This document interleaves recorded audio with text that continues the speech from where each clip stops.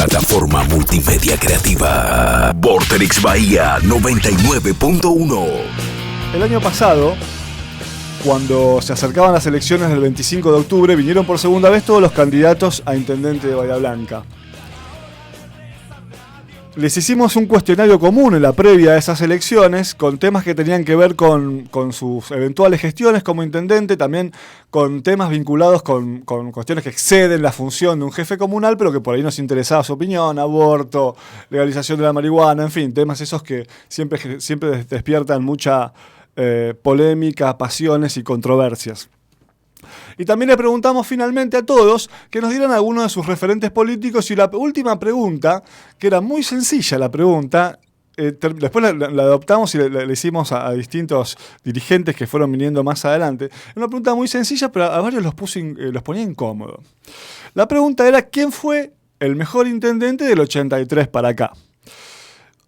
Y cuando se lo preguntamos a los candidatos a intendentes, es decir, a Héctor Gay, Marcelo Feliú, Raúl Boscoff, Emiliano Fabris y Hernán González Bécares, la mini encuesta, vamos a decir así, dio como ganador a Jaime Linares. Puntualmente, Gay dijo Linares, Boscoff dijo Linares, Feliú dijo Linares, compartió entre Linares y Breitenstein, Fabris dijo ninguno, del Frente Izquierdo dijo nadie, y Bécares compartió entre Bevilacqua y Cavirón. Bueno, hoy tenemos aquí al ganador de esa pequeña encuesta, que es el ex intendente de Bahía Blanca entre los años 1991 y 2003 y actual senador nacional por el partido GEN, Jaime Linares. Muchas gracias por venir a Vorterix Bahía. No, vengo a buscar el premio, así que agradecido y de paso. No sabía que habían trabajado con una encuesta de eso. No, fue una encuesta, digamos, fue una pregunta que le hicimos a los candidatos y dijeron eso. Entonces yo ahora voy a aprovechar para preguntarle a Jaime. Jaime, y en honor al nombre de nuestro programa, decime la verdad. ¿Quién fue el mejor intendente del 83 para acá? Y yo, tío, lo que dice la gente de afuera. No, en realidad, digo, difícil por ahí hacer, porque los contextos en los que uno se mueve son distintos. Entonces, puede haber gente que ha tenido buenas intenciones y ha quedado ahí colgada, y hay otros que han tenido contextos especiales y aún con pocas ideas lo han podido llevar adelante. En el caso mío, digamos, como estuve bastante tiempo en la municipalidad, me tocaron todos los climas y todos los cargos, por ponerlo de alguna manera.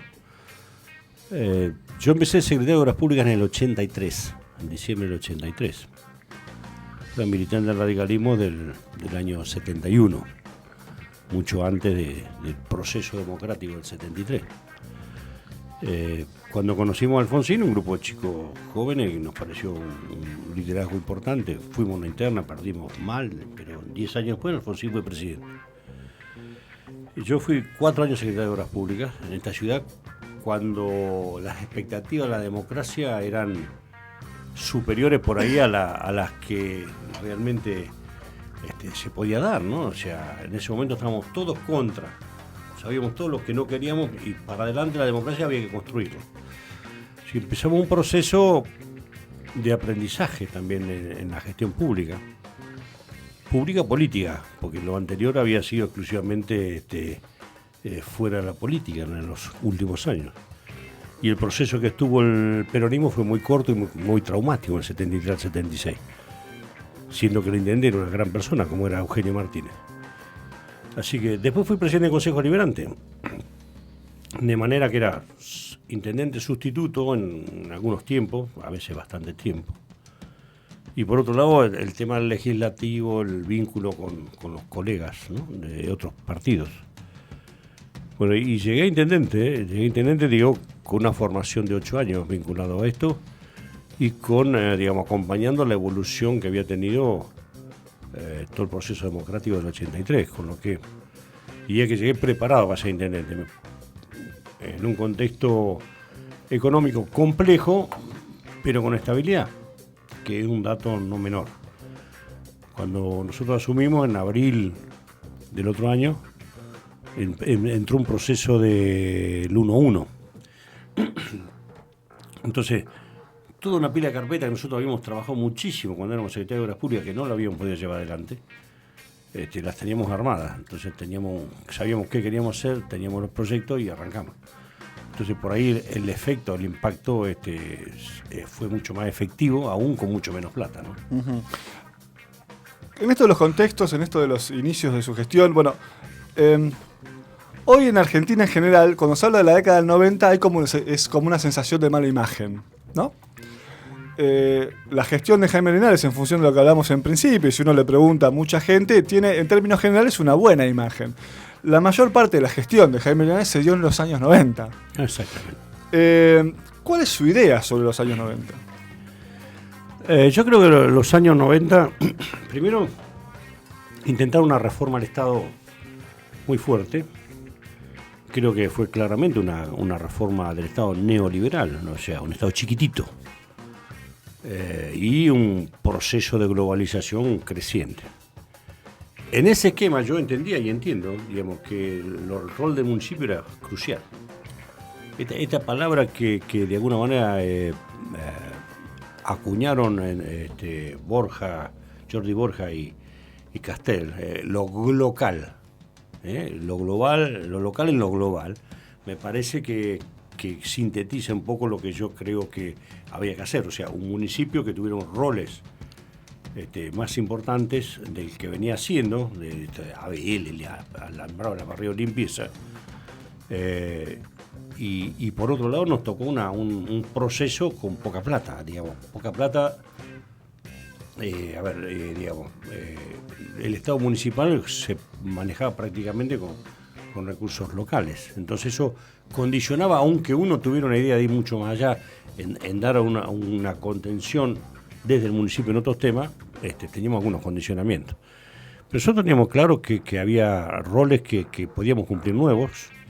El tema de la participación popular no tiene que ver solamente con la plata, tiene que ver con una concepción, una idea de descentralización y una idea de participación de la gente en lo cotidiano a través de instrumentos o estructuras que se puedan generar. Por eso los consejos vecinales, por eso creamos los consorcios de obras públicas con los vecinos. Y esto nos permitía tener un contacto diario, pero por otro lado sabíamos que había un rol, un Estado que abandonaba, que había que cubrir. Nosotros, en mi época, creamos el Museo de Arte Contemporáneo, el primer museo de arte contemporáneo del país, del interior del país. Creamos el de Ciencias Biológicas en el Parque de la ciudad. Creamos, cuando hacíamos el ferroviario, teníamos idea del tema de la identidad. Y el tema del municipio con respecto a eso, de participación, identidad, era un tema, y lo cultural era un tema fundamental. Y eso de lo nacional se había abandonado. Entonces, la reforma que se hizo del Estado fue importantísima. Rompieron con un Estado que venía del posguerra, del 45 hasta ahí. Rompieron todo, no quedó nada. Entonces, los municipios empezaron a tener otro rol. Ahora, los muchachos que vinieron en los últimos 12 años armaron un Estado monstruo sin objetivos.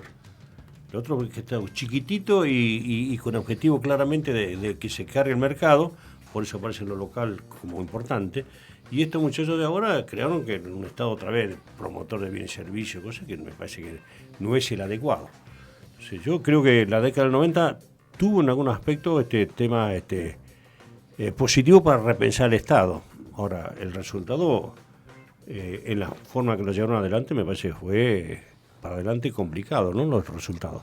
La pérdida y sobre todo, el peronismo se tiene que hacer cargo que ellos hicieron en lo económico lo que el proceso no lo pudo hacer. Ellos entregaron el patrimonio nacional. El peronismo se tiene que hacer cargo de esto. Entregaron la Junta Grano, entregaron al Telefónica, entregaron el gas del Estado, entregaron todos los servicios públicos que en algunos casos son absolutamente esenciales para el manejo del desarrollo de la economía. Privatizaron las jubilaciones. Todo esto que hizo el peronismo se tiene que hacer cargo, porque rompieron con un Estado y lo dejaron al servicio del mercado, y después las consecuencias se dieron 10 años después, ¿no? La versatilidad del peronismo, ¿no? Todo un tema en sí mismo. Muchas veces se habló en los últimos 12 años en Bahía Blanca, sobre todo al principio, luego de la gestión suya, de que era muy ventajoso, incluso se dice ahora, que la alianza, el Frente de Cambiemos ganó en los distintos niveles, es decir, nacional, provincial y local, que es muy ventajoso tener a los gobiernos alineados. En su caso le tocó siempre tener peronismo en provincia y en nación. ¿Es tan así? ¿Es tan importante tener el mismo signo político alineado hacia arriba? ¿O es una cuestión, se puede hacer mucha y buena gestión de todas maneras? Es el discurso del peronismo, ha sido siempre, porque querían ganar y siempre tenían problemas. Entonces querían incentivar a la gente ante algunas crisis de falta de dinero en general en todos lados, como que lo local era especialmente de Bahía, y en realidad Bahía era una isla comparado, por nosotros la gestión local la hacíamos con recursos locales, digamos. Yo no me sentí discriminado, Maxine, en el tema, pero a dar un ejemplo, digo. El peronismo de Duhalde con el Cocheo tuvo una muy buena relación, muy respetuosa, cosa que no se dio después. En ese peronismo de Duhalde decían, bueno, hay un fondo del conurbano con lo que manejaban un paquete de plata, $2 millones por día, era en ese momento, el 1 a 1, 600 y pico millones al año, que quieren reflotar, ahora andan con esta historia. Y después un programa para el interior. Ahora el interior decían, bueno, 20 cuadras de pavimento para cada municipio del interior. 20 cuadras era para Bahía y Montehermoso. Entonces cuando uno miraba decía, bueno, ¿cuáles son las ciudades del interior más importantes? Y son todos radicales. Eran Junín, Mar de Plata, La Plata, en su momento, antes de que llegara la Olavarría, Azul, eran todos radicales. De manera que indirectamente nosotros, 20 cuadras para Bahía era nada, y si no vamos para Montehermoso era un paquete importante. Pero era, parte de la política. Yo creo que hay que gestionar bien. Los recursos locales alcanzan para determinada cosa, obviamente no dan para las grandes obras de infraestructura, que eso es claramente una definición del Estado provincial. Pero me parece que gestionando bien se pueden hacer. Nosotros no aumentamos la tasa en 12 años. Hicimos una pila de obras y, digamos, lo hicimos con recursos propios. Eso porque sabíamos dónde había que poner la plata, juntamos la moneda, las cuidábamos y obviamente tenemos un equilibrio claro entre lo que es el gasto del personal y el resultado del impuesto, ¿no? Jaime Linares, senador nacional desde el año 2011 por el partido GEN. Una de las cosas que se dice en estos últimos meses es que con el cambio de gobierno en el Congreso se respira otro aire. Si bien el impacto en la conformación tuvo más impacto en la Cámara de Diputados, la nueva conformación, también se supone que en el Senado se vive otro clima respecto de lo que hubo en los años previos durante el gobierno kirchnerista. ¿Es tan así? ¿Se respira otro aire en el Congreso? Sí, está bueno. Yo me pasé 4 años que no la veía pasar por arriba porque no había debate en el Congreso. Ahora está bueno porque los que tienen el poder no tienen los votos en el Senado y los que tienen los votos en el Senado no tienen el poder. Entonces hasta parecen más razonables todo el mundo, hasta simpáticos parecen todos. Entonces por lo menos los debates son muchísimo más interesantes. Los resultados de los debates también son interesantes porque una ley que viene del Ejecutivo viene sabiendo que se puede retocar y que hay que conversarla. Y esto a los que no somos oficialistas antes ni ahora nos da la posibilidad de agregar o poner o contribuir a tratar la mejor ley posible. Así que me parece que el clima está mucho mejor desde el punto de vista de lo político. La pluralidad me parece que es una buena cosa en política y el diálogo es una buena cosa en política. Y en este contexto da para eso, más allá de las tensiones que hay y que todavía hay una grieta muy fuerte, ¿no? Cristina fue procesada por el juez Claudio Bonadío en la causa de dólar futuro. ¿Cuál es su mirada? Me parece que la causa del dólar futuro fue una mala decisión política. Ahora, de ahí a que digan que esto puede ser un delito, que yo no soy abogado, pero me da la sensación que es un tema que puede generar opiniones encontradas. Yo creo que fue un manotazo de ahogado con un grado de responsabilidad que el resultado dirá que nosotros perdimos casi 7.000 millones de dólares, ¿no? En el paquete. Es un número. Ahora, los que tomaron la decisión dicen, bueno, pero si no hubieran devaluado a estos muchachos, no hubiera sido tan así, digamos. Es una decisión política, me parece, de última para llegar y terminar el mandato sin graves problemas. Ahora, si eso es delito o no, bueno, tenés que jugarlo buenos días. Pero yo la verdad es que desde el punto de vista político no me parece a mí que sea la causa emblemática del gobierno que se fue, ¿no? Más allá de, digamos, que puede ser nos haya costado un déficit importante.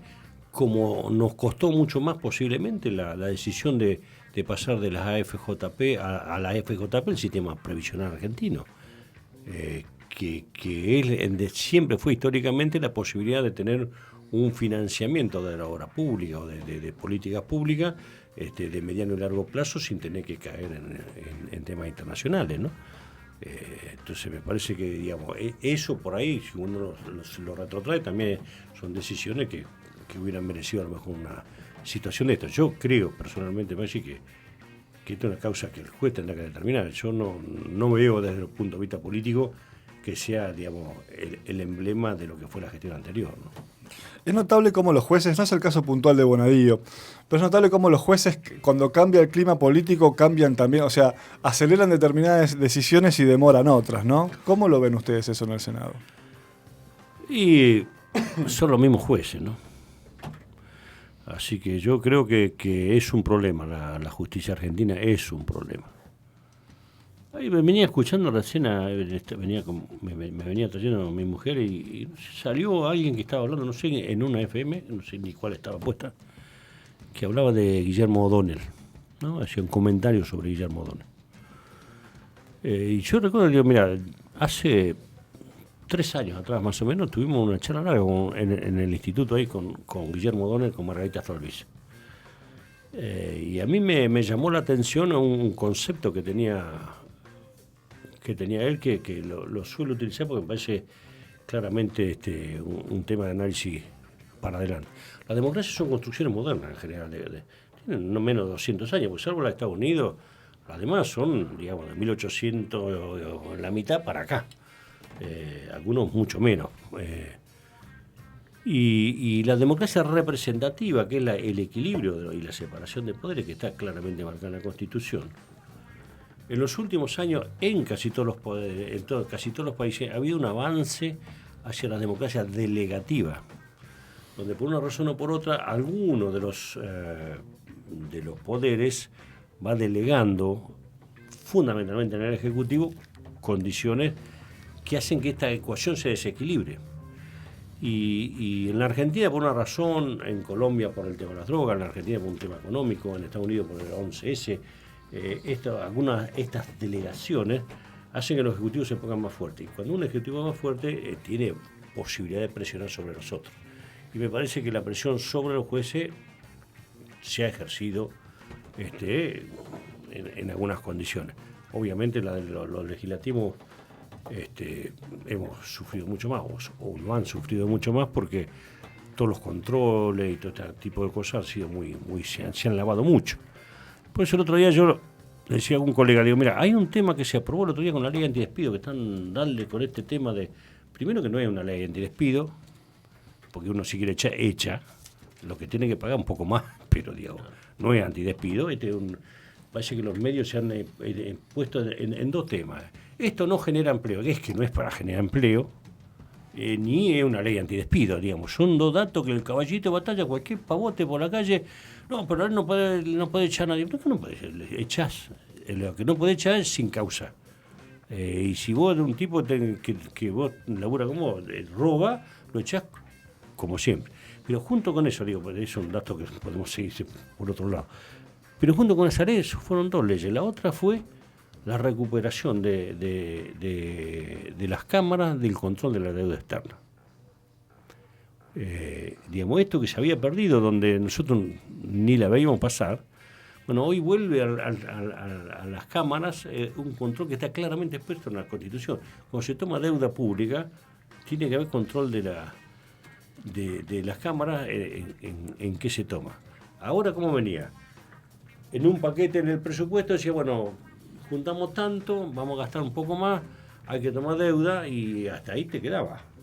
Bueno, hoy día nos va a tener que explicar para qué va a tomar deuda, en qué rango de interés se va a tener que tomar deuda y hacia dónde va el objetivo de la toma de la deuda, porque si hay un problema que ha tenido este país en los últimos años es que la toma de deuda no ha sido para crear una infraestructura que permita una sustentabilidad de crecimiento, sino en muchos casos para solamente cerrar déficits fiscales, que es los problemas que hemos tenido, ¿no?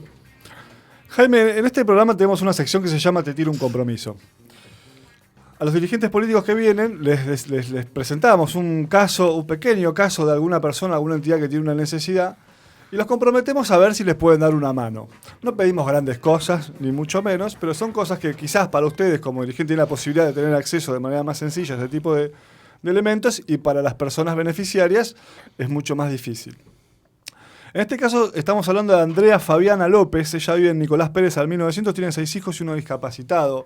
Bueno, tiene toda una serie de problemas demasiado largos de explicar y necesita una mano con algunos materiales de construcción, por ejemplo con cal y cemento. Uh-huh. ¿Se podrá darle una mano a Andrea? Sí, podemos articular algo y colaborar con algo también.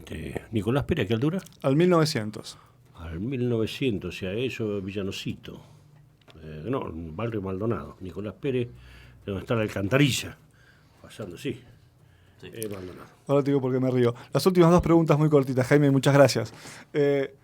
Digo porque Jaime, de hecho, fuera de él estábamos hablando que es un tipo que conoce muchísimo la ciudad. Yo no sé si todos los intendentes han conocido tanto a la ciudad como la conoce. Te puede gustar más o menos, lo que vos quieras, pero conoce los rincones de la ciudad. Cortito, una opinión sobre Héctor Gay, como intendente o la relación que tenían ustedes cuando era periodista y vos intendente. Me parece que no ha arrancado, no hay perfil de esta gestión todavía. Tiene menos tiempo en política y esto que yo me preparé para ser intendente, me parece que Héctor, más allá de su condición personal, le cae la intendencia por una ola que viene. Y no hago un valimento personal, me parece que hay un proceso previo que no ha cumplido, el equipo no es homogéneo.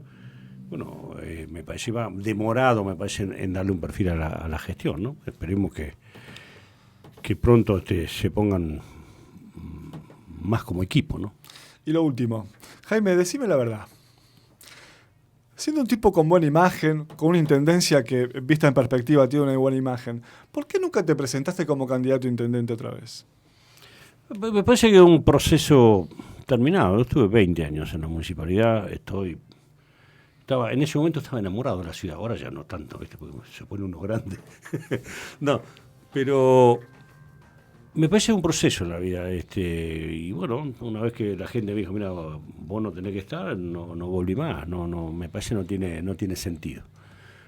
No tiene sentido porque lo que alguna vez decidieron que ya no tenía que volver, no puede ser que porque se equivocaron diga ahora volvé, hacete cargo. Yo creo que es un proceso. Yo estuve, no es mentira, estuve enamorado de la ciudad desde el punto de vista de que vivía enfermo de conocer a la gente. Mira, Maxi, yo llegué en algún momento, en broma, ¿no? Pero acá hay una comunidad chilena importante en Bahía. En el sector del barrio noroeste, Nosito, toda esa zona, un sector en Villa Rosario, por ahí, y un sector arriba del Pena, ¿viste? Yo hasta me jactaba de por la tonada saber de qué zona de Chile eran. Porque andaba, tomaba mate, charlaba y sabía, conocía todo. Y me parece que ese es un proceso que ya no tengo edad para hacerlo más. Hay veces que la gente necesita desde los liderazgos personales o circunstanciales, como en el caso mío, el acompañamiento y la contención más que la solución de algún tema. Y bueno, yo me gasté la vida, yo me levantaba a las 6 de la mañana y terminaba a las 1:30, a las 2, siempre en esta línea. Creo que pudimos imponer un perfil de dirigente, que bueno, la gente se cansó y bueno, listo. Noto cierto dolor en eso. ¿Eh? Cierto dolor, como que la gente se cansó. Sentís como que la gente te rechazó. Sí, no sé si rechazó, pero me parece que dijo, bueno, vamos a cambiar, qué sé yo. Bueno, cambiamos. Esto es lo que pasó, ¿no? A uno lo echaron, el otro se rajó y está en Alemania con XX pesos que no sabe dónde salieron. Y bueno, el último no sé si estuvo. Bueno, y aquí estamos. Me parece que no tenía sentido volver a la municipalidad ya más.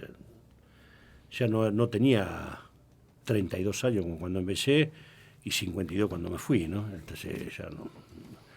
Mejor dedicarse los ratos libres a la acuarela y no tener que andar a caminar a ver si puede contener gente. Muchas gracias, Jaime Linares. Bueno, un gusto. Bueno, vamos a un corte y ya conversamos con el licenciado Gabriel Rolón. Plataforma multimedia creativa. Vorterix Bahía 99.1.